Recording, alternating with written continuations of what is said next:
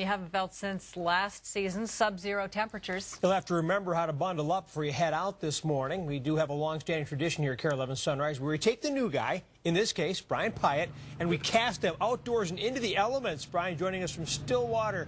Brian, how you holding up? I'm doing okay. I knew you guys were up to something. I knew it.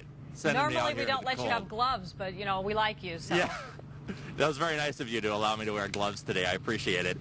This is just one of those days. You don't even have to care what you look like. Just dress warm because it's cold. I mean, you stand out here for just a few, probably 30 seconds to a minute, and you already start to feel it. And we are joined here by Lt.Eric Roeske with the State Patrol. And you were saying it. He had to start covering up his ears as he was standing here. You know, it's Minnesota. We deal with it every year. But, you know, what are the things that you really want to stress to people here on the coldest day of the year so far? Well, we want people to be prepared. If you're not dressed for the weather, make sure you have some warm clothing in your vehicle. Make sure you have that winter survival kit packed and in your car with you. If you haven't left the house yet, grab some of those items. And make sure your vehicle's in good working condition. A lot of times when this cold weather hits, we see a huge increase in the number of stalled vehicles, especially during rush hour. If you do stall out, do everything you can to get that vehicle out of the traffic lane, onto the shoulder, and call for some help. Yeah, because you were saying that can kind of be a dangerous chain reaction, right? If you don't take care of your car, you're putting yourself and others at risk on the highway. Right. Your vehicle stalls traffic. Not only do you cause a traffic disruption, but it can be very dangerous as traffic is trying to move around you. Real quickly, how long can you be safely out in this kind of weather?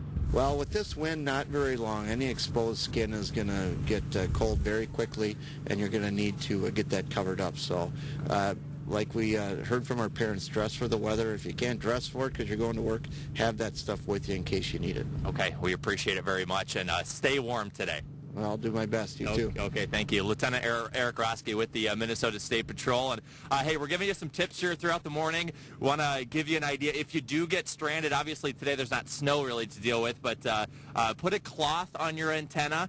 That's going to let people know that you are stranded, and make sure it's a bright colored cloth. Move what you need out of your trunk and into the actual passenger area of your car. That's a good point because then you don't have to go back and forth. Also, run your motor for 10 minutes an hour. Keep it warm. You don't want to run out of gas, though, and also keep moving.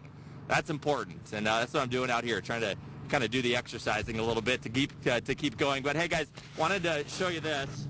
I know we talked about the hot chocolate. I've had this out since 4:55. Wow. And it's pretty much frozen solid as I drop it here, but it's pretty much a big ice chunk right now, so it just shows you how cold it is, you guys. Mocha sickle. And tell Lieutenant Roeske, thank you very much for coming out, and we hope that someday that we'll design a hat for our finest state troopers to wear in the winter without freezing their ears off. Yes. It sounds like a segment idea. I like that. Yeah. Cool. Thanks, Brian.